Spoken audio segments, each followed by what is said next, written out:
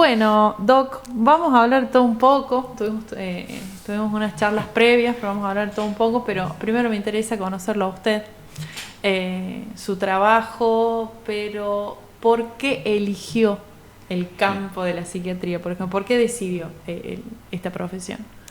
Bueno, primero es porque decidí estudiar medicina. Ok, porque esa fue la primera elección a la hora de ver qué iba a hacer de mi vida después de la secundaria.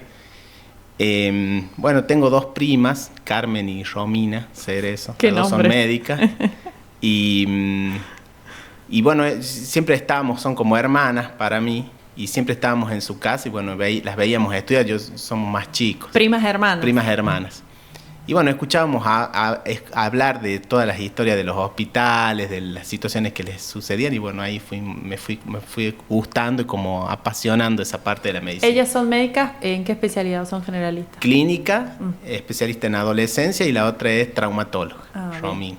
Uh-huh. Y bueno, con mi hermana, somos 3 hermanos, mi hermana más grande decidió estudiar medicina, yo también.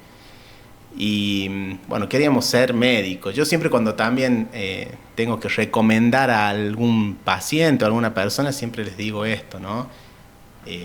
Imagínate lo que querés ser. Ajá. Porque, bueno, cuando te hacen te ayudan para ver cuál es tu test vocacional, un test vocacional.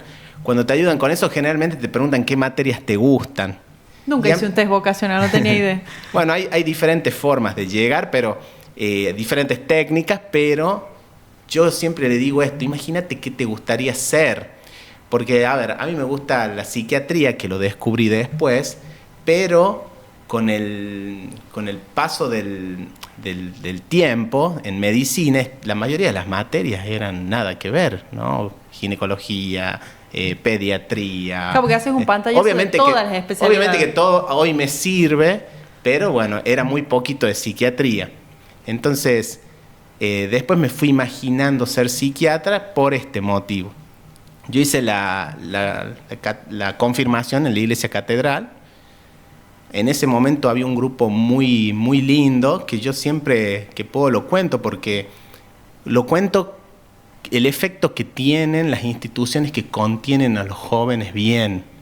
Bueno, ese grupo, todo ese grupo, todavía seguimos juntos. La verdad que era un grupo, además del sacerdote que estaba en ese momento, que era el padre Héctor Montiel, los grupos que estaba llena la iglesia siempre de jóvenes. Estos son 14, 15 años la edad, más 14, o menos. 15 años. Y de ese grupo, que también había un grupo de monaguillos, hay muchos sacerdotes hoy de mi edad en La Rioja, los sacerdotes más jóvenes, digamos, son de ese grupo. Uh-huh. Que yo a veces los cargo y les digo, bueno, porque a mí mis amigos me dicen cura por haber sido monaguillo, los amigos de la escuela, ¿no? Uh-huh. Y yo digo, bueno, yo no soy cura, pero sí confieso, pero además puedo medicar.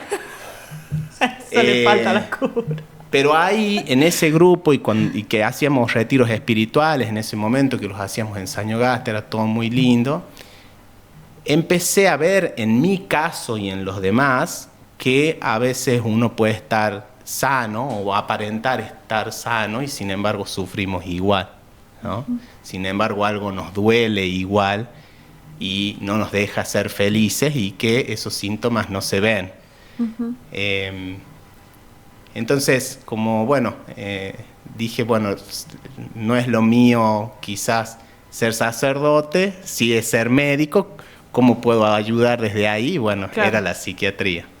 Y yo siempre lo digo, vos podés siempre doy este ejemplo, vos podés estar en una pileta, salís caminando de la pileta, vas caminando por el césped, te cortas sin querer con un vidrio que hay ahí, sí. Todo el mundo te va a decir, anda urgente a la guardia del hospital o a alguna salita, te tienen que poner antitetánica, todos ya sabemos que hay que hacer, hay que desinfectar eso.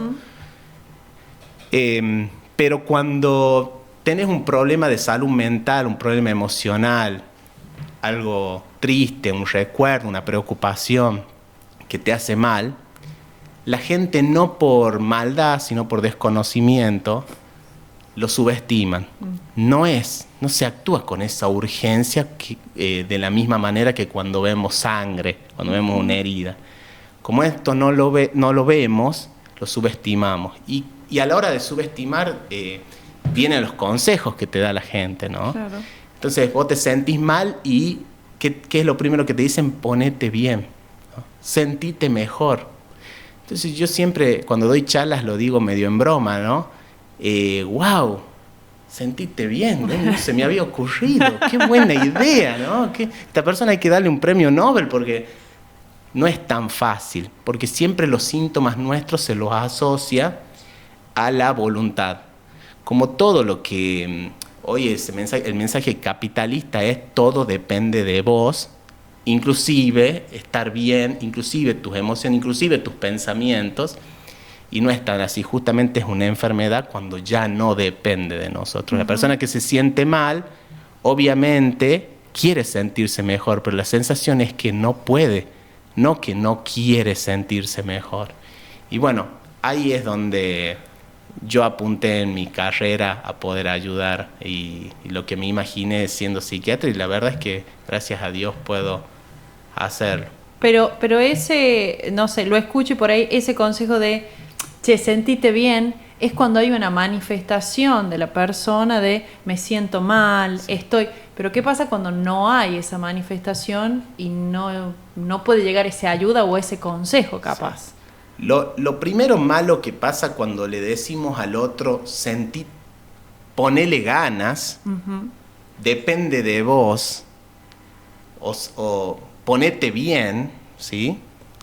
Lo peor que sucede en este caso es que esa persona, quizás no nos damos cuenta a la hora de decir algún consejo así, pero la otra persona lo que va a interpretar es que le estamos echando la culpa. O sea, porque de alguna manera le estamos diciendo, vos no estás bien porque no querés, porque no le pones de vos.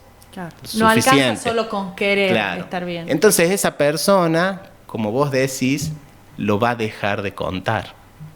¿Para qué lo voy a contar? Si me dicen que depende de mí y yo ya hice... Hay algunas personas que está bien, está en su poder hacer algunas cosas que después nosotros les decimos que tienen que activar en su conducta para mejorar, pero hay personas que ya intentaron todo y no pudieron y no pueden, y ahí es cuando viene el siguiente paso, que es consultar con un profesional. Pero es real que muchas personas no lo dicen, no expresan lo que sienten, porque en esta sociedad del rendimiento, en esta sociedad que hay que ser perfectos y hay que ser todo 10, hay que ser 10 desde lo estético, hay que ser 10 en el trabajo, hay que ser 10 como profesionales. Decir que nos sentimos mal es una muestra de debilidad que es tremendo, pero lo que yo veo es que en vez de generar empatía, termina generando un rechazo. Entonces, las personas perciben que puede suceder eso y prefieren no contar. Y a su vez, en este planteamiento de contarlo o no contarlo, siento que está la otra parte, porque hoy hablamos más de salud mental, vamos a ver si hablamos bien, si hablamos mal, cómo lo hablamos, pero pasa que se habla mucho, y más que todo post pandemia, del aumento de cuadros depresivos en los jóvenes. ¿Estamos más tristes o ahora lo contamos, lo expresamos más? Che, estoy triste, me siento mal. ¿Cuál es eso? ¿O son ambas? Sí, son ambas y son múltiples factores.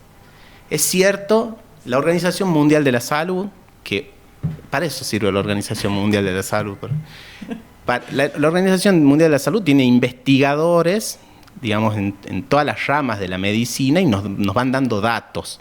Con los datos nosotros podemos tener y ver dónde hay que priorizar más las políticas públicas. Bueno, la Organización Mundial de la Salud, que ya no nos dan esos datos, no estamos, la Organización Mundial de la Salud decía que entre el 2020 y 2030 íbamos a tener los índices más altos de depresión de la historia de la humanidad. Inclusive la depresión iba a pasar a ser la enfermedad crónica más prevalente por encima de las otras enfermedades crónicas. Que las otras enfermedades crónicas también muchas veces cursan con depresión. Una persona que tiene diabetes y no hace el tratamiento y decimos, bueno, mira, le van a amputar la pierna y no toma conciencia. Y bueno, nadie se pregunta que quizás no le encuentra sentido ya hacer el tratamiento y que está deprimido. Bueno, entonces la depresión además es comorbilidad de otras enfermedades.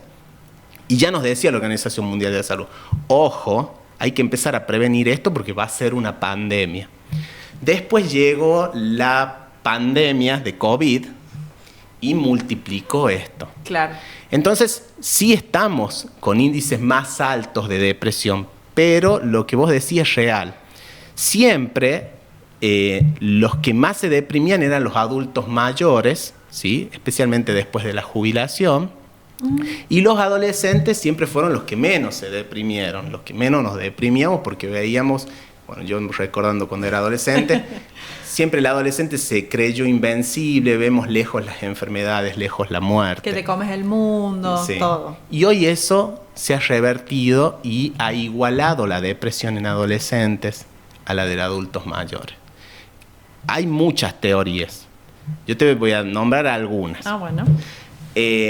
Una de las teorías es que tenemos la generación de cristal. Tenemos menos tolerancia a la frustración, porque bueno, tenemos padres que no nos han permitido frustrarnos tanto. Hoy no podemos ver llorar a un niño, inmediatamente algo le damos para cesar con ese sufrimiento, entre comillas. Sí. Le damos comida, le damos un celular, le damos algo para que jueguen y se entretengan. Les damos con todos los gustos. Y la tolerancia se desarrolla en la niñez, entonces a veces pasamos esa etapa sin generar tolerancia y flexibilidad cognitiva, que es cuando algo no sale como yo me lo espero, voy viendo de qué otra manera lo puedo lograr sin frustrarme al límite. Otra de las razones son las redes sociales. Nosotros los seres humanos tenemos una capacidad natural de compararnos. Esto en términos evolutivos, ¿cómo funciona? El ser humano siempre se ha comparado. ¿Por qué? Nosotros vivimos 8 millones de años en el Paleolítico, donde teníamos que cazar y evitar que nos casen, y las tribus tenían un líder. Entonces, ¿por qué nos comparábamos? Porque yo me comparaba con mi líder para ver qué tiene mi líder que obtiene la aceptación de todos. Claro. Entonces yo me quería parecer a mi líder para en algún momento ser ese líder. Lo que sucede ahora es que ya no nos comparamos ni con nuestros compañeros, no nos comparamos ni con el vecino. Es tremendo porque quizás ni siquiera sabemos quién es el vecino. Y hoy nos comparamos con las personas que vemos en las redes sociales. Entonces yo pongo ahora el buscador de Instagram, la primera sensación que me va a dar es que están todos de vacaciones menos yo, primero, ¿no? Están todos en la playa menos yo. Otra cosa es que todos cumplen con los estándares de belleza menos yo. O sea, no me da para tener esas abdominales que todo el tiempo me salen ahí, que algunos muchachos changos lo tienen. Además tienen ropa linda, además son felices. Eso nos afecta a todos. Quizás con mayor poder de razonamiento menos nos afecta. El problema es que yo puedo salir de un viernes, de un día arduo de trabajo, de una semana difícil, y abro el Instagram y se me puede cruzar el pensamiento de decir, che, pucha, mi esfuerzo no sirve para llegar a esto. O sea, esto que el mundo me vende, que es la felicidad, yo no estoy llegando. Y empezar a tener ese sentimiento que muchos lo tienen, no solamente adolescentes, sino creo que nuestra generación también, de frustración, de decir, mi esfuerzo no está valiendo la pena. ¿Sí? Es lo peor que nos puede pasar, empezar a perder el sentido de por qué hacemos lo que hacemos si no llego a eso que me dicen. Y otra situación que está pasando, que muchos padres me consultan en el consultorio, es que se ha perdido ese progreso generacional ascendente. Eso, sí. Entonces, la promesa que me había hecho mi mamá, mis viejos, estudiá, Jorge, estudiá, así progresas más que nosotros. Sacrificate. Mirá, a nosotros nos costó, a vos te va a costar menos si te recibís de médico. Y no llegó. Yo hoy, por ejemplo, no tengo un problema de decirlo, yo alquilo. La verdad no me puedo quejar, me va excelente en mi trabajo, pero bueno, es una imposibilidad. Lo que sí, a veces este mundo que te dice que todo depende de vos, lo que nos lleva es a que todo sea individualismo.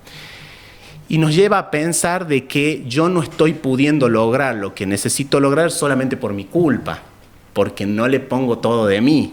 Y en realidad nos va llevando a no pensar en el contexto. O sea, hay cosas que dependen de nosotros y hay un mundo, hay un país, hay una economía que nos condiciona también. Eso quería apuntar, y principalmente o estrictamente en lo laboral, porque muchos de nuestros padres o la generación pasada, a los 30 ya tenían una familia, ya tenían una casa, con un trabajo podían vivir, y hoy tenemos 2, 3 trabajos y llegamos de cómo al alquiler. Entonces siento que también empiezan a surgir otras patologías en el trabajo, no sé, el síndrome de burnout, que encima que no llegas, te frustras todos los días.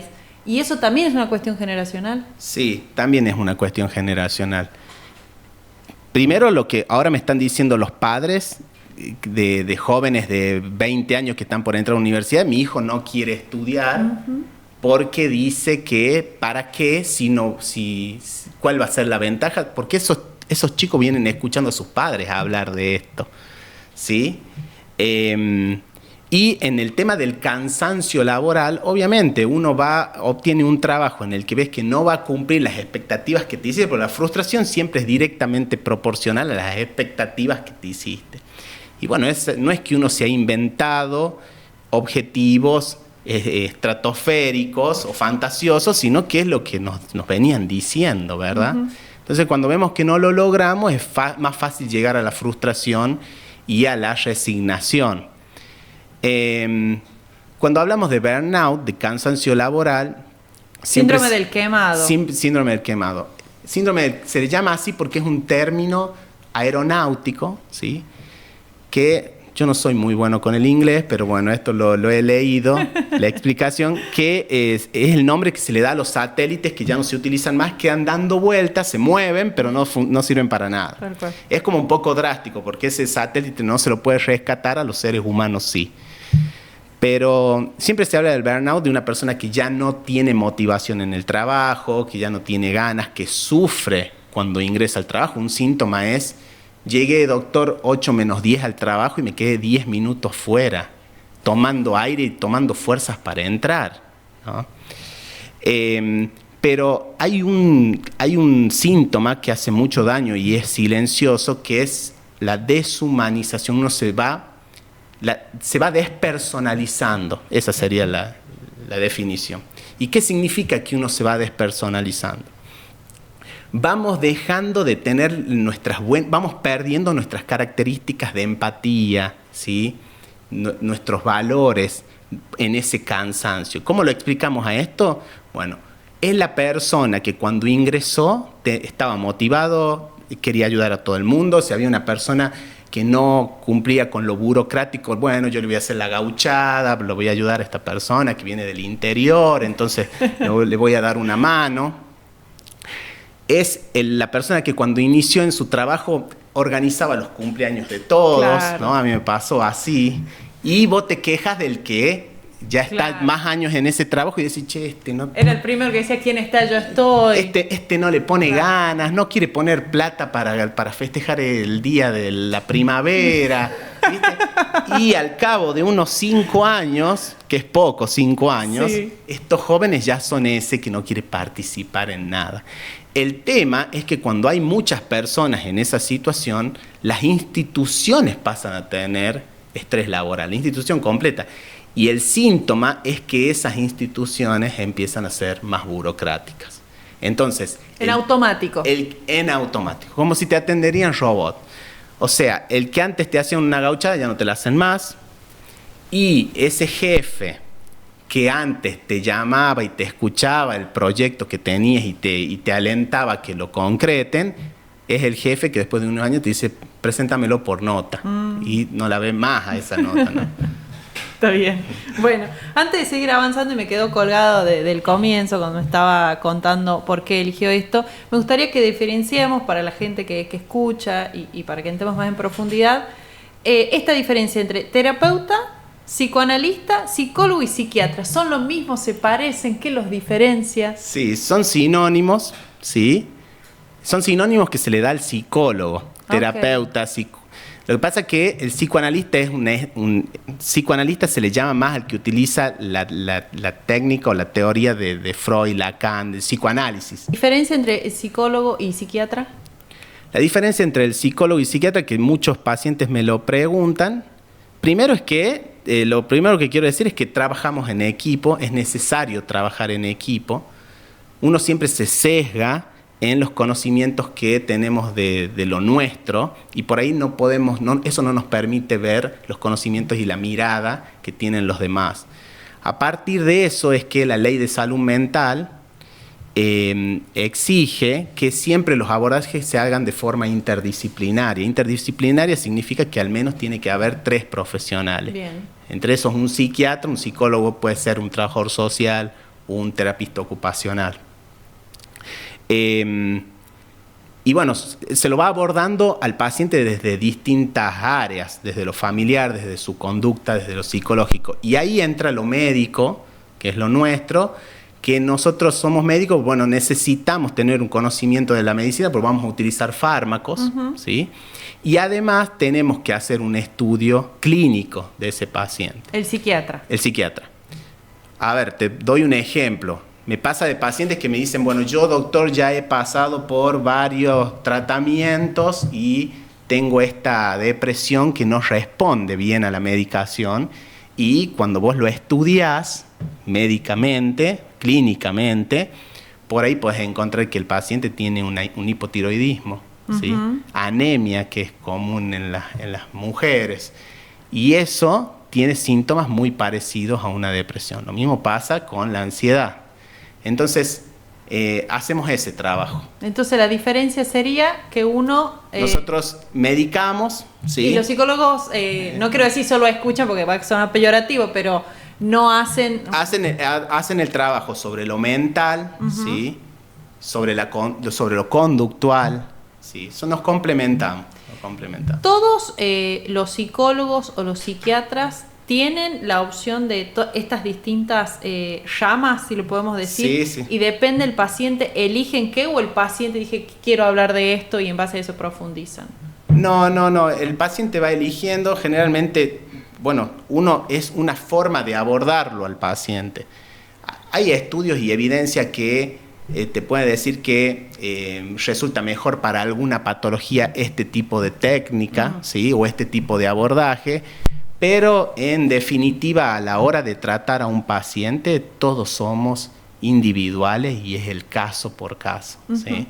Entonces uno no puede anticipar esto le va a resultar. Podés anticipar, prever. Pero bueno, yo en definitiva, lo que yo le diría a las personas es que por ahí no se fijen tanto en esto, ¿sí? Obviamente que hay que buscar un profesional que sea responsable, pero dar el primer paso, ¿sí? Ir ya es. Sí. Y en su consultorio, ¿qué tipo de pacientes o problemáticas son las que más ve hoy en día? ¿O más un patrón o algo que se presente más? Sí. Lo que más veo yo hoy en el consultorio son trastornos de la ansiedad y depresión. Ajá. Trastornos, nosotros siempre nos imaginamos que una persona ansiosa, siempre vemos lo corporal, ¿sí? Siempre, bueno, nos imaginamos a alguien que está por rendir un examen. O, no sé, le tenés que pedir aumento a tu jefe, ¿sí? O que te cambie las vacaciones, el día. Entonces nos imaginamos estar sudando, estar temblando, que no me sale bien la voz. Nos imaginamos los síntomas, estoy con taquicardia. Circunstancial sería. Sí. O eso sería el nerviosismo, la ansiedad corporal. Pero la ansiedad también es mental y emocional, ¿sí? Es más invisible. O sea, cuanto menos lo vemos, menos lo tenemos en cuenta, pero está. ¿Cómo sería lo mental? La forma en la que percibimos la ansiedad exacerbada mentalmente es de esta manera. Sentimos que nuestro pensamiento está acelerado. O sea, esa persona lo que le va a suceder es que empieza a rumiar pensamientos y generalmente esos pensamientos se empiezan a volver pesimistas, negativos y catastróficos. Intrusivos también. Intrusivos significa de que yo estoy haciendo ejercicio, decidí salir a caminar en el parque de la ciudad y de repente me viene una preocupación que no tiene nada que ver con ese momento, ¿no? Y vas todo el camino de ese recorrido que ibas a tener una tarea recreativa pensando en algo que te hace mal. Eso es lo intrusivo. Ajá. Yo estaba haciendo otra actividad y viene ese pensamiento y esa rumiación que me hace mal, que me angustia, que me genera incertidumbre, que me genera preocupación. ¿Es lo que se dice por ahí más coloquialmente sobrepensar? Sobrepensar. Entonces, hay muchas personas, ¿sí?, que están sobrepensando, están con los síntomas de ansiedad corporales, y hay otros que no tienen los síntomas de ansiedad corporal, que les llamamos pánico, cuando nos da miedo, ¿sí?, cuando ya tenemos la sensación de morirnos. Pero algunos no llegan a ese extremo, que en realidad los síntomas físicos son los que te hacen ir a la consulta. Uh-huh. Pero los que no tienen los síntomas físicos a veces están ya con los síntomas mentales. Físico, por ejemplo, no sé, taquicardia. Taquicardia, presión en el pecho, sudoración, uh-huh, ¿sí?, claro, hiperventilación, uh-huh, miedo. Hay muchas personas que están con ese sobrepensamiento. Es más, hay estudios que dicen que 1 de cada 2 ya tenemos esa rumiación exacerbada. Esa rumiación exacerbada nos puede generar sensaciones permanentes desagradables. Entonces, hay muchos pacientes que me dicen: doctor, yo tengo la sensación de estar preocupado todo el día. A veces ni siquiera sé por qué estoy preocupado, pero estoy preocupado. O te dicen esto: doctor, yo vivo con la sensación de apuro, uh-huh, y con la sensación de que todo es urgente, o con la sensación de que tengo algo pendiente, de que tengo que pasar rápido a otra cosa porque tengo cosas pendientes. O con la sensación de incertidumbre. Doctor, todo el tiempo tengo la sensación de que va a ocurrir algo malo. Y no sé qué, pero me suena el teléfono y digo: ¡ay, qué problema será! Y quizá que es mi mamá preguntándome qué voy a comer, ¿sí? Pero bueno, eso tiene que ver porque vivimos en alerta. Entonces hay muchas personas en ese estado, que ese estado te lleva a no disfrutar el presente, porque siempre cuando rumiamos estamos fuera de la realidad, uh-huh, nos abstraemos de la realidad de esa manera. Y otra cosa que nos perjudica el sobrepensamiento es que no nos permite concentrarnos, no nos permite focalizarnos en lo que estamos haciendo. Porque nosotros nos distraemos, pero nos distraemos para adentro, no nos distraemos como el dicho que dice: nos distraemos porque va volando una mosca. Claro, no. Hoy es tanto el sobrepensamiento que tenemos que quizás yo estoy conversando con vos y de repente te hago así y ni sé qué me estás diciendo, porque ya estoy resolviendo cosas en mi mente. Sí.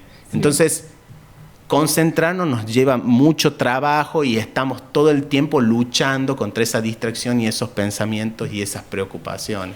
En base a todos esos pensamientos, podemos decir, o no sé, usted explíqueme, ¿la depresión es una consecuencia de la ansiedad? ¿La ansiedad está antes, van de la mano, son diferentes? Sí, nosotros lo que tenemos que diferenciar es que la depresión es un diagnóstico, ¿sí? El trastorno de la ansiedad, el pánico, es otro diagnóstico. Para tener un diagnóstico nosotros tenemos que tener un conjunto de síntomas, ¿sí? A ver, si yo te digo, bueno, vos con solo tener tos, yo no puedo decir que tenés neumonía. Claro. Tenés que tener la tos, tenés que tener la expectoración, tenés que tener la fiebre, una placa de tórax. Yo con solo decir que una persona está con rumiación mental negativa, catastrófica, no puedo decir que está deprimida. O sea, cada diagnóstico tiene una serie de síntomas, y uno va analizando síntoma por síntoma, vas analizando también el contexto en el que se dan esos síntomas, la persona. Entonces, a lo que voy es que tanto la ansiedad como la depresión tienen síntomas en común. ¿Sí? Bien. Pero, a ver, ahora que estamos hablando del sobrepensamiento, en un ansioso lo que va a hacer es sobrepensar. Y ese sobrepensamiento tiene que ver con todo, va a sobrepensar en todas las preocupaciones que tiene, y generalmente esas preocupaciones se van hacia el futuro. El ansioso se está anticipando a lo que va a suceder de forma negativa. Capaz que ni pase. Sí, está demostrado que en el 90% de las veces lo que nos imaginamos no va a pasar, pero no estamos haciendo drama por eso. Sí. Y el depresivo, por ahí está pensando y rumiando algo que ya sucedió, algo del pasado, alguna situación traumática, algún duelo, pero a los dos lo que les hace mal es sobrepensar. Por eso a veces coincide la medicación. ¿Sí? Doctor, usted me dijo que tengo ansiedad y me da un antidepresivo. Bueno, el objetivo es por ahí calmar ese sobrepensamiento. Bajar que un poco. nos hace mal. Uh-huh. ¿Cómo se manifiesta la depresión en adolescentes o jóvenes adultos? ¿Es diferente a otras etapas de la vida? ¿Cómo se manifiesta? Sí, a ver, es muy variable cómo se manifiesta. No hay un indicador por la edad, porque en cada persona se puede dar de una manera diferente, ¿sí? Pero lo que es bueno aclarar es que la mayoría de las veces no se manifiesta como nosotros nos imaginamos que se manifiesta una depresión. Nosotros cuando nos imaginamos una persona deprimida, nos imaginamos a alguien que está triste, llorando, sin ganas de nada, en una cama. Y la mayoría de las personas que van entrando en depresión hoy asociado al estrés, empiezan por un agobio mental, por un cansancio mental, y los síntomas que tienen es el desánimo, ¿sí? La desmotivación, la falta de sentido por lo que hacen, no encuentran un propósito que les dé, o la falta de placer. Entonces, una persona puede ser que no le encuentre sentido a su vida, que no encuentre situaciones de placer, lo que hacen lo hacen porque no les queda otro, porque son responsables, pero en el fondo no les genera nada. Es el paciente que te dice, y doctor, hace tiempo me da todo lo mismo, me da igual. A ese nadie le pregunta qué le pasa, porque no tiene cara de triste, porque no está llorando. O sea, ahí afuera hay un montón de personas que nadie les pregunta y sin embargo son productivos en sus trabajos, uno los ve y ya tienen un montón de tareas, un montón de actividades, son eficaces, pero en el fondo no sienten placer y no tienen un sentido por lo que están haciendo. Y eso es lo más grave, porque sentir placer, sentirnos motivados es lo que nos ata a la vida. Uh-huh. ¿Hay alguna forma en que las familias puedan detectar ciertas señales para ver cómo acompañan? Porque a veces, no sé, me imagino los adolescentes, muchas veces no son abiertos con los padres, o lo que hablábamos al comienzo de que no manifiestan, ¿para qué voy a decir si siempre me dicen lo mismo? ¿Hay alguna forma de ver eso para poder acompañar? Sí, primero el hecho de por ahí detectar cambios bruscos en la conducta de las personas, ¿sí? Muchas veces la depresión empieza por un aislamiento social, ¿sí? Pero como digo, a veces no es tan evidente. ¿Cuántas veces hemos escuchado de personas que se han quitado la vida? No sé, que suena duro, pero pasa. Y que las personas que estaban alrededor dicen, sí, pero yo no me di cuenta. O sale sonriendo en todas las fotos. Claro, sí. Nadie percibió que algo le sucedía. A veces es muy difícil detectar. Yo creo que la forma de prevenir es esta. Uh-huh. Ofrecernos todo el tiempo con nuestros seres queridos, uh-huh. Ofrecernos a escucharlos. Aunque yo te vea bien a vos hoy, si sos mi compañera de trabajo, aunque todos los días te veo entrar con una sonrisa, no dar por hecho y en algún momento decirte que si tenés algún problema, yo voy a estar para escucharte y no juzgarte. Yo creo que ahí hacemos mucho, demasiado. Porque hay una charla que vos me lo habías recordado, sí. De una situación que a mí me pasó una vez. Voy a dar una charla en el interior, había una niña, era una ola de jóvenes que atentaban contra su vida. Sí. Entonces una maestra me dice, doctor, fíjese bien lo que va a decir, la charla que nos va a dar, porque yo ya fui a otras charlas, me dice la maestra, y no pude evitar que a esta niña le pase eso y nadie se dio cuenta. Y no lo pudimos prevenir, ella estaba muy angustiada por esa situación y se sentía culpable. Entonces, ahí esta persona dice, los chicos sabían que podían hablar conmigo. Entonces yo le pregunté si ella daba por hecho o si se los había dicho. Claro. Entonces me dice, no, los chicos saben que pueden hablar conmigo, saben que yo soy buena y accesible. Entonces yo le decía que nos pasa mucho a los riojanos, a nuestra cultura, de que a veces no queremos molestar y pedir ayuda. O sea, no molestar es una muestra de respeto. Y ahí, bueno, lo hacemos mal, porque ahí incluimos no expresar nuestros sentimientos o no buscar ayuda en estas situaciones. Entonces, no tenemos que dar por hecho, pero es muy difícil que una persona nos abra la puerta si nosotros no se la abrimos antes. Y después, el segundo paso, escuchar para escuchar, no escuchar para juzgar.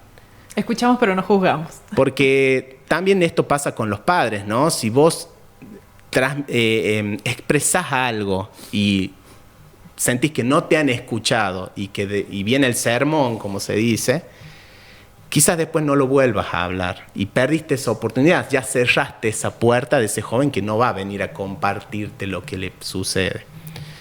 Estamos en una sociedad muy narcisista que solo piensan en hablar y no en escuchar. Si nosotros aquí nos ponemos a hablar, somos 4 personas y nos ponemos a hablar de política, vas a opinar vos, van a opinar las otras 2 personas, y ¿sabes qué es lo más probable que yo esté haciendo?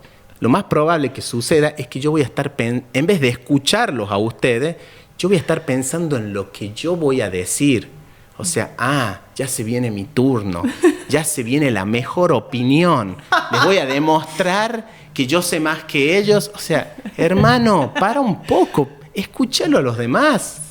Entonces, todo se ha convertido en una competencia, hasta para hablar, hasta para opinar, nadie escucha a nadie. Porque en definitiva los otros, cuando yo hable, los otros van a estar pensando en su respuesta. Entonces, tenemos que ofrecernos a escuchar. Muchos de los suicidios que se producen, las personas no se quieren quitar la vida.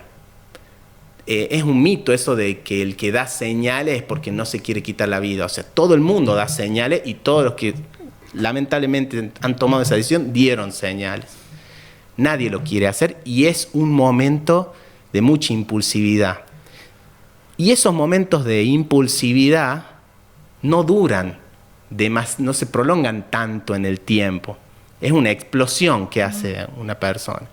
Entonces, si en ese momento vos te cruzás con alguien que está dispuesto a contenerte, a escucharte, ya esa persona te puede, con solo haberte prestado su oído y su atención, te puede haber salvado la vida, te puede salvar la vida. Entonces, a veces, viste, yo podría hablar un buen rato aquí de técnicas, de cómo hacer, de cómo contener, y en realidad simplemente ofreciéndonos, vos que trabajas en un club, que sos docente, que trabajas en una escuela, que con tus compañeros, con tus hermanos, con tus primos, ofrecerte a escucharlos cuando necesiten, ya estamos haciendo prevención. Y creo que es clave dejar el mensaje de escuchar y después en algún otro momento das el sermón, porque hay gente que va porque solamente quiere contar lo que le pasa. Tal cual. Hay un señor que yo hice un videíto, ahora no recuerdo, en Australia, que le dieron un premio y un premio grande ahí, lo reconocieron. Y él vivía cerca de un acantilado donde muchas personas iban a quitarse la vida, ese acantilado. Entonces él se sabía el número que hay, bueno, ahora no lo recuerdo el dato, el número, una cantidad de jóvenes que les había salvado la vida. Entonces cuando le preguntan cómo había hecho, cómo era su modalidad para salvar vidas, él simplemente preparaba café, se acercaba hasta ese lugar, hasta el acantilado, y cuando veía a un joven acercándose ahí, le ofrecía un café. Y se quedaba ahí y les hacía algunas preguntas de su vida, nada muy teórico, podríamos decir. Simplemente ser humano, ¿no? Acompañarlo al otro, hacer que el otro se sienta acompañado es suficiente.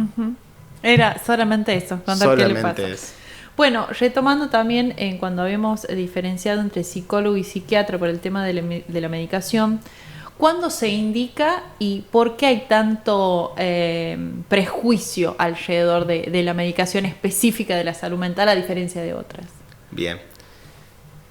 Siempre es una pregunta, ¿sí?, que se hace, que es un tema polémico, podríamos decir, que bueno, ya con la cantidad de evidencia que hay tendría que dejar de serlo. Uh-huh. Pero bueno, la realidad es que el ser humano siempre, como especie, hemos podido sobrevivir sin medicación, ¿sí? Entonces, bueno, ahí viene la duda. El ser humano siempre tuvo ansiedad, el ser humano siempre pasó estrés, el ser humano siempre se deprimió y pudimos sobrevivir como especie. ¿Cuál es el límite? O sea, tener un duelo, tener una pérdida, ya sea de una pareja, de un ser querido, y pasar por un duelo es normal. O sea, ¿cuál es el límite en el que yo me tengo que dar cuenta de que necesito ayuda? Uh-huh. Bueno, más o menos nos ponemos de acuerdo en esto entre todas las ramas que hay, pero siempre nosotros observamos la intensidad.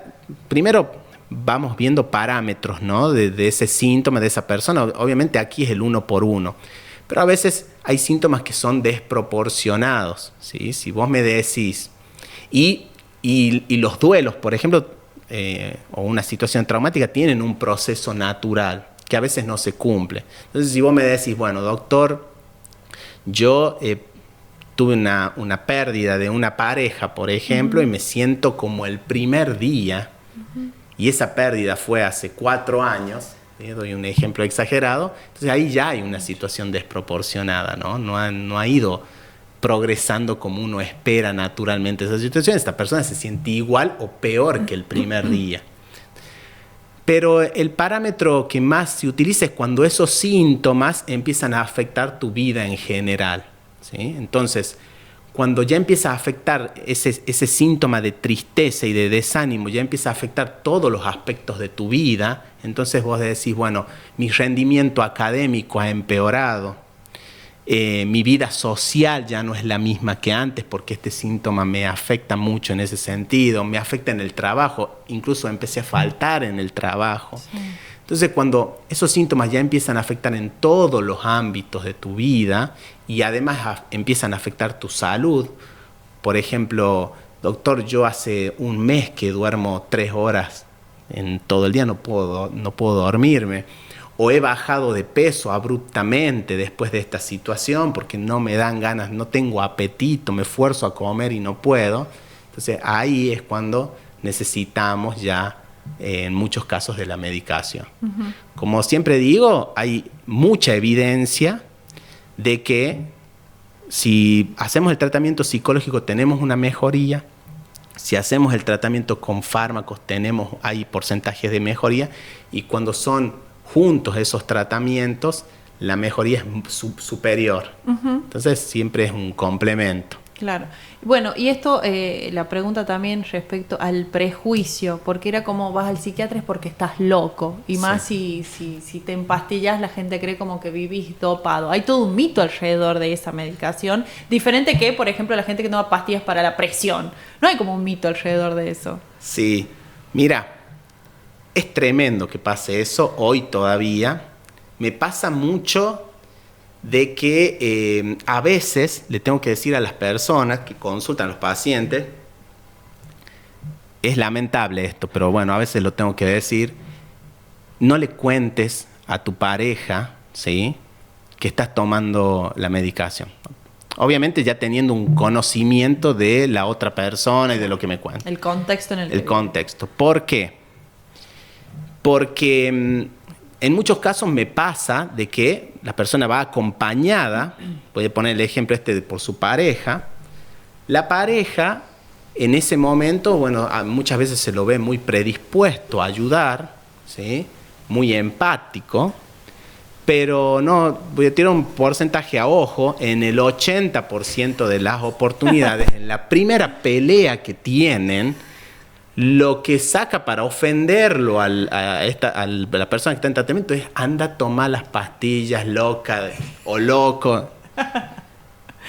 Entonces ahí empieza el boicot contra el tratamiento. Y yo siempre después les digo a los pacientes, ¿por qué se la agarran con mi tratamiento, con mi fármaco? ¿Por qué la gente nunca dice, anda a tomar la levotiroxina? ¿Por qué no vas a tomar la insulina? No, porque con mi medicación hacen problema. Entonces, bueno, pasa también de que los mismos pacientes, es tremendo, cuando haces una carpeta médica, te dicen, doctor, por favor, no me ponga esto en el diagnóstico, o póngalo con código al diagnóstico. En mi trabajo me van a etiquetar y pasa. Oh. ¿Sí? Es tremendo. O sea, es cierto que se habla más de salud mental, pero todavía continuamos con esos prejuicios. Mira, yo te digo un dato que es triste, pero es real. Cuando una persona, para que veamos la diferencia de trato que hay con los temas de salud mental y los otros patologías médicas.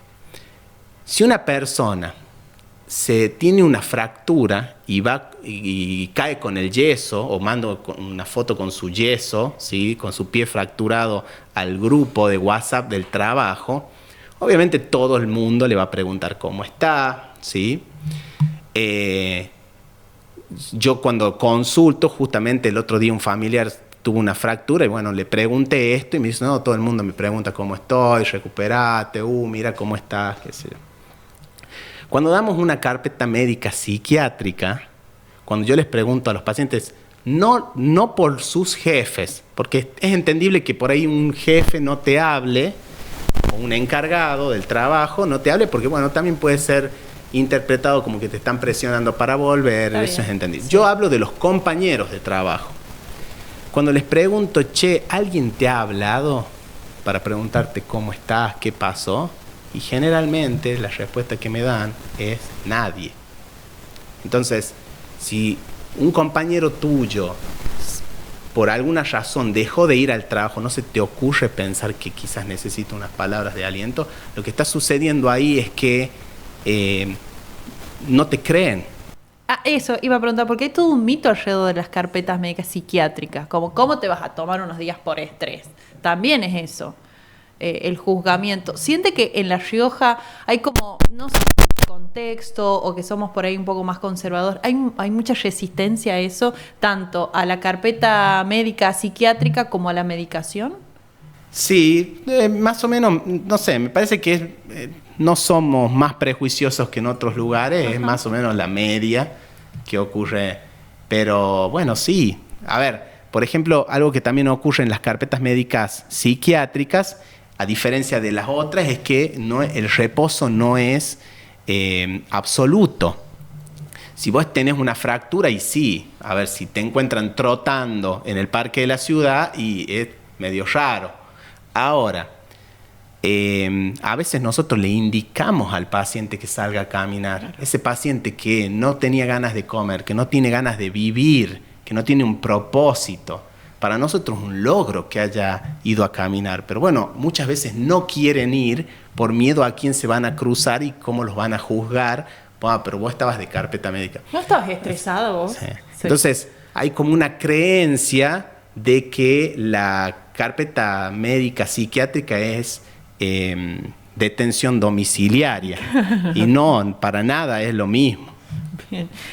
Bueno, recién mencionábamos de que hablamos de salud mental, el tema es cómo hablamos o de qué hablamos.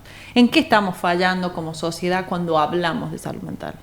Por ejemplo, ¿qué nos falta discutir? ¿Qué es lo que no estamos diciendo? ¿Hay algo que tengamos que abordar específicamente? A ver, yo creo que como sociedad, ¿sí? Esta sociedad que por ahí tenemos del individualismo, ¿sí? Que no nos permite ver qué le está sucediendo al otro. Yo creo que empieza por ahí. Todos, o sea, estamos en una cultura, como decía recién, de que pareciera que todos estamos compitiendo entre nosotros. Entonces, el ser humano ha dejado de ver con ojos de empatía o de humanidad al otro, sino que parece que todos nos vemos como una competencia. Entonces, es cada vez más raro que alguien haga algo por el otro, ¿sí? Sí. A ver, si nos fijamos, antes las personas, mis padres me decían, bueno, mira Jorge, antes vos colaborabas con el club del barrio, quizás vos no ibas a ese club, pero vos sabías que iban los vecinos, ¿no? Eso es la cultura del ganar, ganar. Si gana el otro, ganamos todos. Uh-huh. Y hoy el mundo se ha convertido, o nuestro mundo, en la cultura del ganar-perder. Yo prefiero hasta perder con tal de que vos no ganes, ¿sí? De que vos no me alcances. Entonces, en ese contexto, mucho menos nos miramos en el sentido de cómo estamos emocionalmente, qué necesita el que tenemos al lado. Esto que yo te decía, quizás ni sabemos quién es el vecino, pero me la pasé todo el día preocupado porque vi noticias de lo que está sucediendo en Ucrania. Sí. ¿No? Entonces llegamos hasta esa situación en la que por ahí somos somos hipócritas en ese sentido de... Pero después, perdón, se me fue la pregunta que... No, ¿en qué estamos fallando como sociedad? Yo creo que sí, entendí el concepto. Sí, en eso, en que cada vez estamos siendo más individualistas. Uh-huh. Me parece que ahí va. Mencionabas hace un ratito las consultas de los padres, por ejemplo, o lo que pasa, y hablábamos de las redes sociales. ¿Qué impacto tienen las redes sociales en la salud mental de los jóvenes? ¿Es proporcional, es directa, los afecta directamente? Bien, hay un libro que se llama La sociedad ansiosa, después te voy a pasar el autor, que son de Estados Unidos. Es una persona que ha investigado, ¿sí?, las distintas generaciones, la generación X, la generación Z. Sí. Y él dice que hay una generación que pasa su adolescencia con las redes sociales. ¿Vos qué edad tenés? 34. 34, bueno, yo tengo 37 años. Claro, ya me agarró de grande. Esta parte no la paso. A nosotros, las redes sociales nos agarraron ya después de los 20 años. Sí. ¿Sí? Sí. Bueno, el momento en el que el ser humano practica su comunicación y sus habilidades sociales, donde más la practicamos en la adolescencia, es donde empezamos a salir de nuestra casa un poco más, empezamos a estar un poco menos bajo el cuidado de nuestros padres, entonces empezás a interactuar más con otras personas, en la escuela, pero también en tu barrio. Entonces, ¿vos con quién practicaste tus habilidades sociales? Y bueno, con tu grupo de amigas, con los vecinos. Quizás había una persona que no te bancabas mucho, pero ahí aprendiste a tolerar, aprendiste a ser flexible y aprendiste a poner límites, ¿sí? Esa fue tu forma de mejorar y practicar tus habilidades sociales con otras personas, en el mundo real. La interacción directa. La interacción directa. La generación que vino después de nosotros, las redes sociales los agarraron en la adolescencia. Entonces, en el momento de practicar, no estaban afuera practicando con los vecinos, estaban practicando en una computadora la comunicación con otras personas. Pero la comunicación en una computadora, en una red social, no es igual a la comunicación real. ¿Por qué? Porque yo en una computadora, en una red social, puedo bloquear personas, puedo silenciarlas. La comunicación no es fluida. Voy seleccionando, estos no me importan, les contesto la semana que viene, este sí me importa, le contesto ahora. Uh-huh. El tema es que las personas que hicieron práctica de sus habilidades sociales en ese contexto, cuando salen al mundo, el mundo no funciona así. Entonces, en el mundo te van a tocar compañeros que en la vida real, en ese trabajo, no lo puedes silenciar. Claro. No lo puedes bloquear. Ni en el mejor capítulo de Black Mirror. Ni lo puedes dejar para después. Sí. Entonces, ahí viene una frustración y una dificultad. Yo creo que en eso sí han afectado mucho las redes sociales. Algo de lo que se habla mucho referido a los jóvenes tiene que ver con la ludopatía juvenil. ¿Estamos frente a una nueva adicción? ¿Esto es lo que se viene en los juegos online? Sí, es tremendo lo que está pasando con los juegos online. Hay la Conferencia Episcopal Argentina, que son todos los obispos del país, habían hecho un informe preocupados por esto y donde se decía que cada vez es más común que los niños se gasten el dinero de que los padres le dan para el recreo, se lo gastan en apuestas, ¿sí? Cuanto más fácil es el acceso a una sustancia, eso la vuelve más adictiva. Mira, te voy a hacer esta comparación. La cocaína es más adictiva que el tabaco. Es mucho más adictiva. Muchísimo más adictiva. Pero en el mundo se consume más tabaco que cocaína. Claro. Lo que lo termina haciendo más adictivo o que tenga más probabilidad de que la gente se vuelva adicto no es la potencia de adicción o de dependencia que tiene, sino es el fácil acceso. El tabaco es de fácil acceso, es de venta libre. Lo mismo está ocurriendo ahora con los casinos. Antes en el casino, bueno, si eras menor no podías ingresar, inclusive, qué sé yo, capaz que si eras un poco joven, quizás viste, te da un poco de cosas que tus padres te vayan a ver entrando ahí. Hoy vos lo haces desde tu celular, en la privacidad, sí. Y nadie, viste, no tienes que rendir cuentas a nadie, ese fácil acceso. Y después eso hace que se enganchen tanto. Eso hace que se enganchen tanto. Después, bueno, la propaganda que tiene es tremenda, inclusive, bueno, los equipos más grandes o populares del fútbol argentino hacen propaganda a estas empresas, inclusive la AFA, sí. Jugadores de la selección argentina. Entonces es un bombardeo constante promocionando.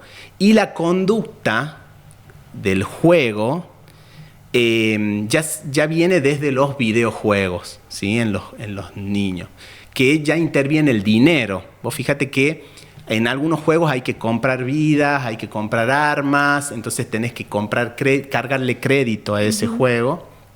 Entonces ya empieza a intervenir el dinero desde muy pequeños y va generando esa conducta. Otra cosa que veo que también es un fenómeno que pasa además en TikTok, Instagram, que ve esto de los crypto boys, ¿no? Que te prometen una vida, el éxito de forma fácil, y eso también está plagado y cómo interpela a la juventud de esa manera. Bueno, justamente lo que hablábamos recién, tenemos ese adolescente que no ve con buenos ojos dedicarle mucho tiempo a una carrera universitaria porque escucha a sus padres o escucha a los adultos decir que no están obteniendo lo que se merecen. Entonces tenemos ese joven que no pone sus esperanzas en el estudio y las pone en estas falsas promesas, ¿no? Uh-huh. Por eso crecen tanto estas que terminan siendo estafas. Uh-huh. Estas promesas de hacerse millonarios en pocos días. Yo cuando damos las charlas, que doy las charlas con Emiliano del Río, uh-huh. Un ciclo de conferencias que lo damos hace muchos años, hace más de 6 años, el arquitecto. Siempre llevamos una historia de vida, una historia de superación. Estamos rodeados de historias de superación aquí en La Rioja, de personas de referentes, porque bueno, uno puede decir yo no soy ejemplo de nadie, pero sí existen referentes, gente que ha nacido en el mismo contexto que nosotros, con las mismas dificultades, con las mismas limitaciones, y pudieron superarse y llegar a los mismos objetivos que nosotros tenemos. Entonces siempre en las charlas tratamos de mostrar eso y de hacerle ver a los jóvenes que pueden encontrar un referente local que haya logrado y que además eso te llene de esperanzas, ¿no? Ocurre algo en la adolescencia. Nosotros cuando somos niños, yo digo, somos como sucursales de nuestros padres, somos como una franquicia. Todo lo que dice mi mamá es lo mejor, todo lo que dice mi papá, la persona con la que me he criado. Yo los amo, es lo mejor. Mi papá me dice, así se cambia la rueda del auto. Yo digo, un capo, mi papá, un ingeniero de la Fórmula 1. Sí. Cuando llega la adolescencia ocurre esto que es natural y está bien que ocurra. Ese ser humano empieza a cuestionar toda la información que tenía. ¿Por qué? Porque se tiene que desarrollar su personalidad. Entonces va a cuestionar y va a decir, bueno, ahora quiero yo decir si está bien que se cambie la rueda así o yo pienso que es de otra manera. Entonces eso preocupa mucho a los padres. Yo les digo a los padres que si les sucede esto, tienen que tener paciencia, que si ustedes están haciendo bien las cosas, es un momento, después los hijos vuelven a ser una sucursal normal, de los padres. Sí. En ese momento es el cuestionamiento. Entonces, ese joven que en su casa se reza todos los días y se bendice la comida, un día llega y dice, yo no quiero bendecir más nada, soy ateo.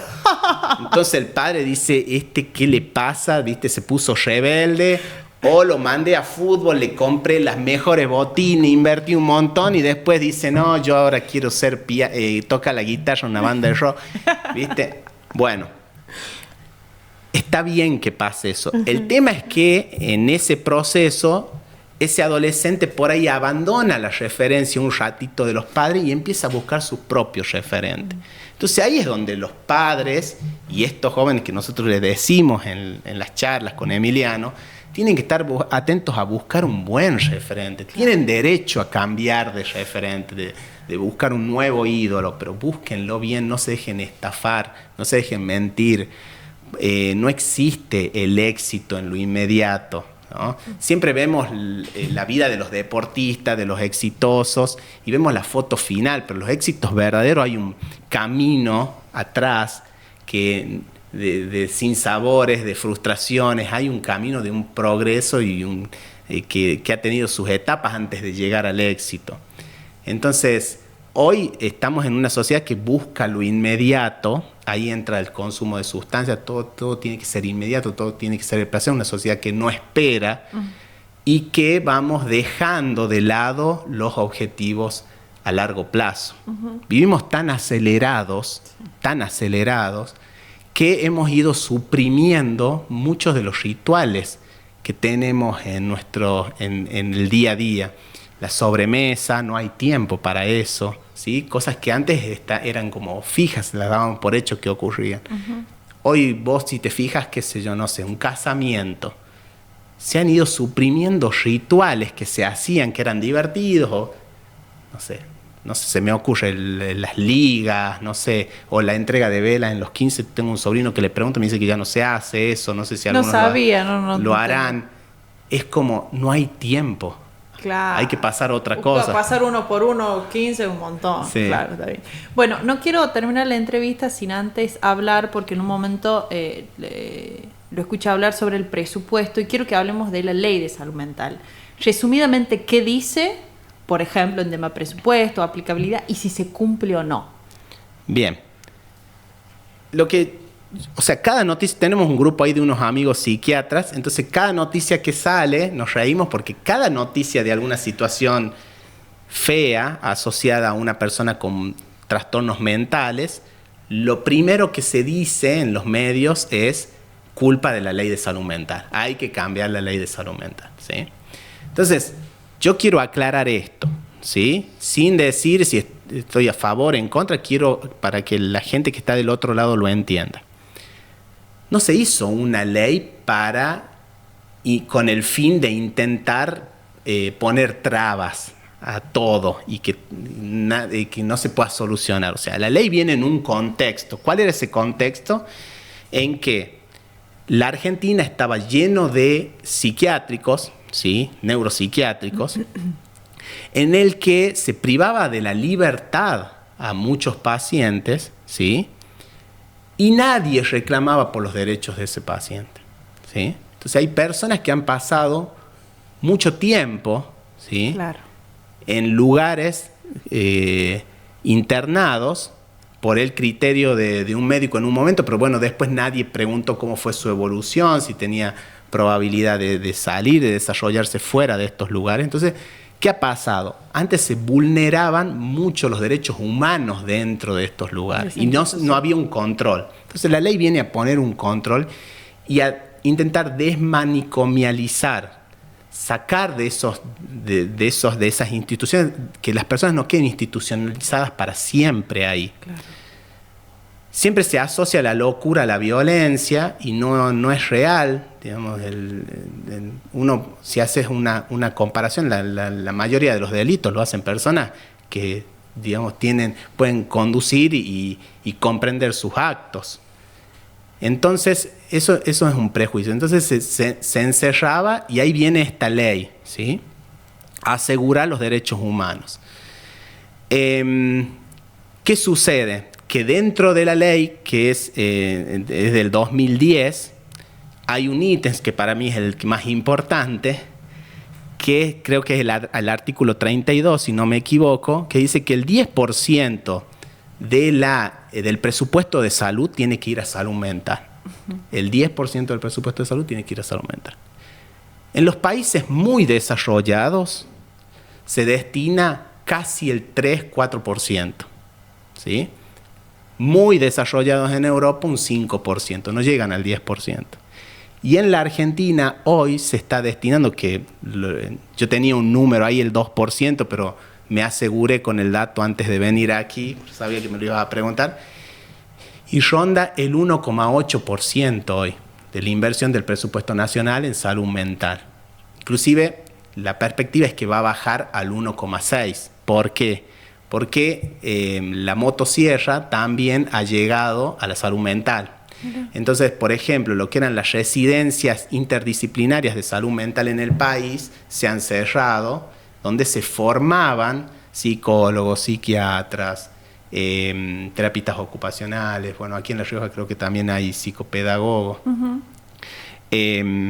Bueno, en nuestra provincia tengo conocimiento que ese gasto lo va a absorber la provincia para que se puedan seguir formando profesionales en el tema.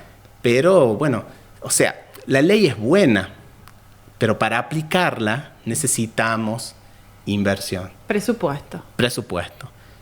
No es real que una persona decide siempre si se quiere internar o no. La ley es clara.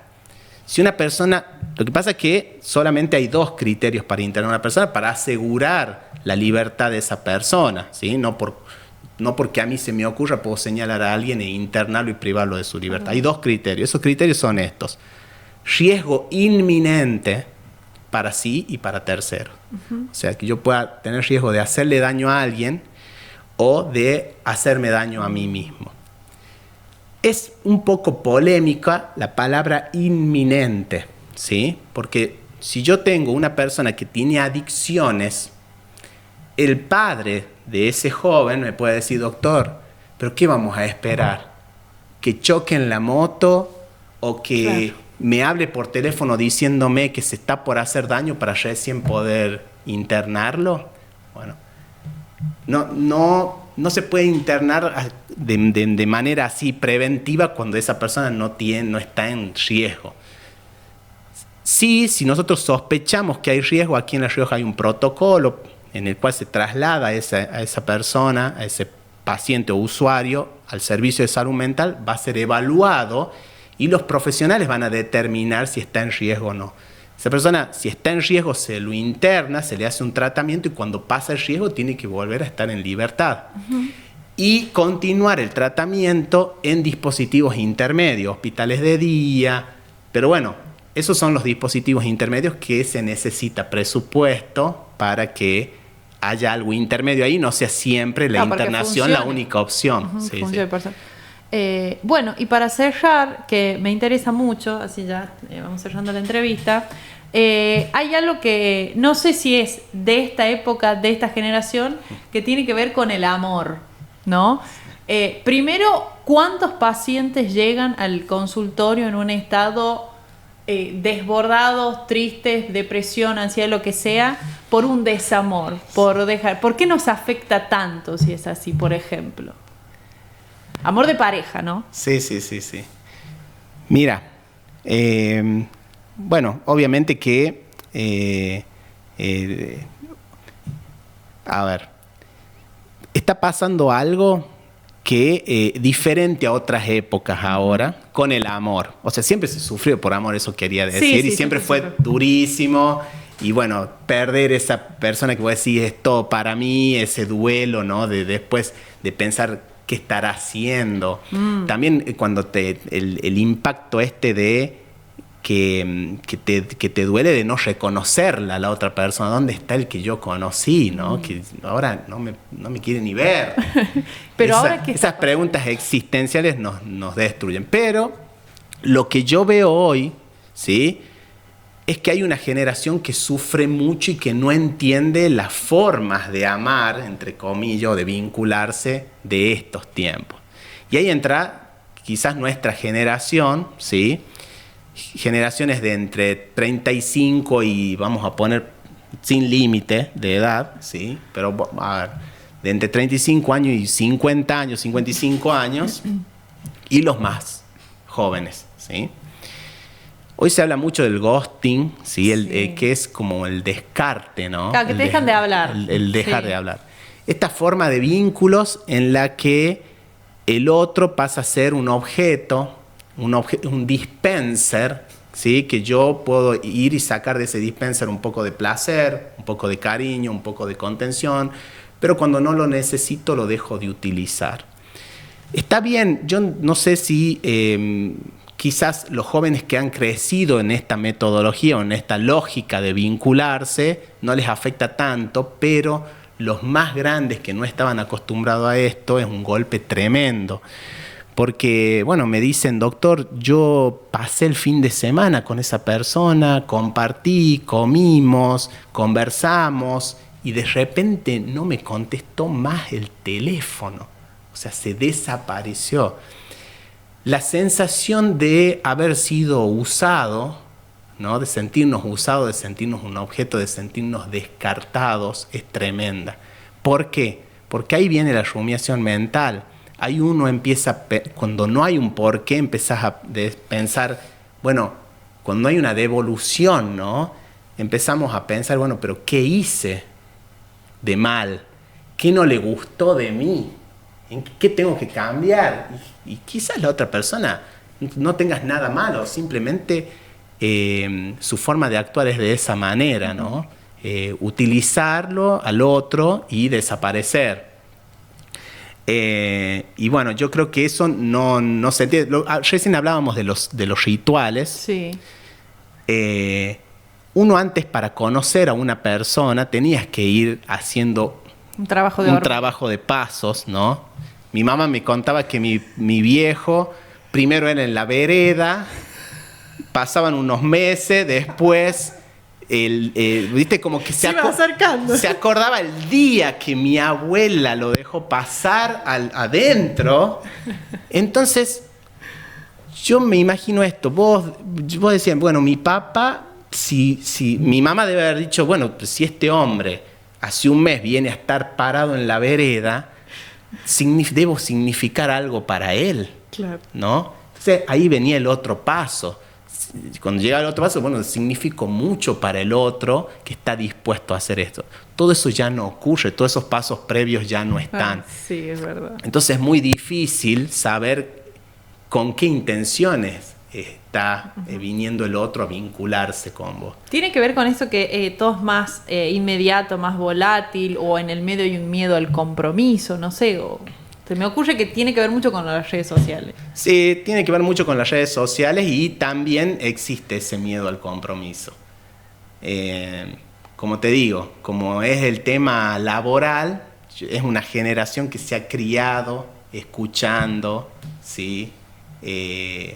Escuchando historias de personas que estaban en pareja y que no la pasaban bien y que por los mandatos sociales no terminaban con eso y han sufrido años, ¿sí?, por sostener lo insostenible. Entonces hay hijos que han vivido esas situaciones y dijeron, bueno, yo esto no lo voy a repetir, pero se fueron al otro extremo. Claro. Al otro extremo de tener esos vínculos tan superficiales. O además también ahora hay estas apps de citas. No sé, Tinder es la más conocida, que es como un catálogo de personas y vas eligiendo y te chocas, porque ahí en el medio también está el ghosting. Te ves para eso y se van. También es una forma de facilitar ese no compromiso. Tal cual. Bueno, las redes sociales, que bueno, es también una red social, sí, han facilitado esto. Es como vos te exponés a estar en un catálogo. Es tremendo, ¿no? y a ser elegido, y el día que no te eligen o te dejaron de elegir es porque en ese catálogo hay algo mejor que vos. Entonces, ¿qué pasó? Es muy difícil. ¿Qué pasó? Sí. Te destruye la autoestima, aunque uno quiera negarlo, es duro, debe ser duro. Bueno, Doc, hemos hablado de todo un poco. Bueno. ¿Se sintió cómodo? Me sentí cómodo, me encantó. Por ahí voy pensando el sobrepensamiento. Hay alguna, yo también me pasa eso Lo que yo digo, no lo y me pasa lo que nos pasa a todos los seres humanos, de que estamos como intentando hacer dos cosas al mismo tiempo y bueno, por ahí me pasa de que quiero responderte lo que me vas, o me voy a responder otra cosa y me pierdo, pero bueno, así, lamentablemente así estamos viviendo. Hasta a mí me pasa, ¿no? De que nos distraemos, sí, y por ahí no podemos cerrar una idea y ya queremos ir completando la otra. ¿Se psicoanaliza usted o va al psicólogo? He tenido ahí ayuda, pero en este momento no. Pero hay psicólogos de psicólogos. Sí, a ver, no es que, por lo menos en la psiquiatría, sí o sí lo tengas que hacer, ¿sí? Yo sé que los psicoanalistas por ahí sí lo hacen como un ejercicio también, pero no, por ahí nosotros cuando tenemos es para hablar sobre casos puntuales. Pero uno... Vos haces una revisión de un caso de un paciente, por ahí que lo llevas mucho tiempo y te empezás a sesgar, entonces por ahí compartís como ese caso como una ayuda. En eso sí lo tenemos que hacer usualmente como una forma de responsabilidad con los tratamientos de los pacientes. Pero bueno, yo soy de la idea que si lo necesitas, hay que hacerlo, y bueno, en momentos que uno se siente bien, por ahí no lo necesitas, no hay problema. No es que sí o sí todos deberían estar haciendo... Claro. Por ahora tratamiento todo bien. Y terapia. El doc está bien. Por ahora todo bien. Mira, hemos hablado de todo. Yo creo que si tendríamos que resumir, vos me quedé pensando, porque eso, no me salía la respuesta y me quedé pensando en lo que me habías preguntado. ¿Qué le ves a la sociedad que está influyendo más sobre la salud mental? Sí. Yo creo que si hay una palabra que resume toda la situación que estamos pasando los seres humanos y de todo lo que hemos hablado, es que nos hemos ido desesperanzando de a poco. Desesperanzando en todos los sentidos, ¿sí? Y yo pienso que hay muchas formas de morir antes de que se nos detenga el corazón. Y esas formas de morir es cuando dejamos de ser proactivos, cuando nos resignamos a que todo va a ser igual, cuando nos resignamos a que no podemos hacer la diferencia, de que no podemos cambiar la realidad en la que vivimos. Entonces los aliento a todos los que están del otro lado a creer en ustedes y a no resignarse, a no desesperanzarse y a seguirlo intentando, porque se puede. Acá llora la conductora. Bueno, gracias, Doc. Gracias por venirse y por este tiempo. Bueno, gracias, muy amable.